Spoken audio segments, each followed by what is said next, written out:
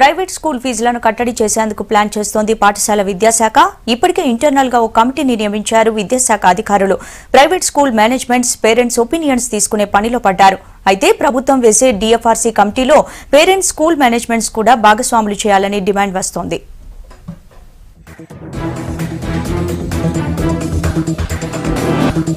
అడ్డగోలు private school ఫీజుల్ని కట్టడి చేసేందుకు రెడీ అవుతోంది పాఠశాల విద్యాశాఖ. నిబంధనలకు విరుద్ధంగా ఫీజులు వసూలు చేస్తున్న స్కూల్స్ యాజమాన్యాలకు వచ్చే విద్యా సంవత్సరం నుంచి చెక్ పెట్టాలనుకుంటోంది. ఫీజులపై ఇప్పటికే విద్యాశాఖ ఆధ్వర్యంలో ఇంటర్నల్ గా ఓ కమిటీ వేశారు అధికారులు. ఈ నెల 26న ప్రైవేట్ స్కూల్స్ మేనేజ్మెంట్స్ విద్యార్థుల తల్లిదండ్రులతో సమావేశం నిర్వహించారు. వారి ఒపీనియన్స్ తెలుసుకోవడంతో పాటు డిస్ట్రిక్ట్ ఫీ రెగ్యులేషన్ కమిటీ సాధ్యాసాధ్యాలపై చర్చించారు.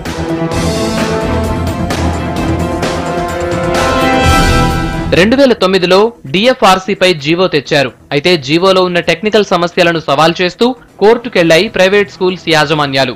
దీంతో అది అమలు కాలేదు. అప్పటి నుంచి ప్రైవేట్ స్కూల్ ఫీజులపై పోరాటం చేస్తూనే ఉన్నారు పేరెంట్స్. సుప్రీంకోర్టు ఆదేశాలతో మళ్లీ ప్రైవేట్ స్కూల్ ఫీజుల నియంత్రణ కోసం ప్రత్యేక జీవో తెచ్చేందుకు ప్లాన్ చేస్తోంది పాఠశాల విద్యాశాఖ. గతంలో లాగా పొరపాట్లు జరగకుండా పూర్తి డీటెయిల్స్ తో జీవో రిలీజ్ చేసే ఆలోచనలో ఉన్నారు అధికారులు.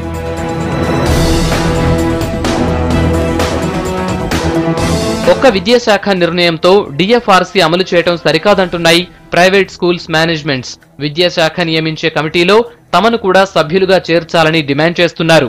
కొత్తగా ఏర్పాటు చేసే కమిటీలో ఎలాంటి నిబంధనలుంటాయనే దానిపై క్లారిటీ ఇవ్వాలంటున్నారు. 16,000 పాఠశాలలు, ప్రతి పాఠశాల డిఎఫ్ఆర్సీకి వెళ్ళాలంటే చాలా ఇబ్బందికరమైన విషయం. కాబట్టి ఒక బేసిక్ కట్ ఆఫ్, ఒక బెంచ్ మార్క్ పెట్టేసి ఆ బెంచ్ మార్క్ లోపల ఎవరైతే ఫీజు తీసుకుంటున్నారో వాళ్ళు అది దానిలోకి రాకుండా, డిఎఫ్ఆర్సీ పరిధిలోకి రాకుండా మినహాయింపిస్తే బాగుంటుందని కూడా తెలియజేశాము. ఇది ఏదైతే కమిటీ ఉందో ఆ కమిటీలో మా ప్రాతినిధ్యం ఉండాలి, ఖచ్చితంగా మా ప్రాతినిధ్యం ఉండాలని చెప్పేసి మేము డిమాండ్ వారు ముందు పెడుతూ, ప్రాతినిధ్యం ఉండడానికి రీజన్స్ ఏంటంటే మా దగ్గర నుంచి వినతి పత్రాలు తీసుకుంటారు.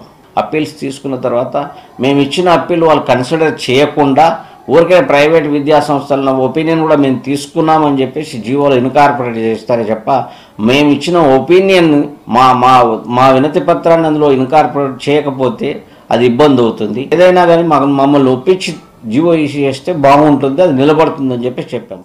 రాష్ట్రంలో మొత్తంగా 15,000కు పైగా ప్రైవేట్, కార్పొరేట్ స్కూల్స్ ఉన్నాయి. ఇందులో కొన్ని స్కూళ్లలో ఫీజులు పర్వాలేదనిపించినా కార్పొరేట్ పేరుతో వసూలు చేస్తున్న ఫీజులను పేరెంట్స్ భరించలేకపోతున్నారు. అయితే ప్రస్తుతం వేసే కమిటీకి ప్రత్యేక ప్రతిపత్తి ఉండాలంటున్నారు. డిస్ట్రిక్ట్ వైజ్ కమిటీతో పాటు స్టేట్ వైడ్ గా కూడా ఫీజుల నియంత్రణపై ఒక కమిటీ ఏర్పాటు చేయాలంటున్నారు పేరెంట్స్.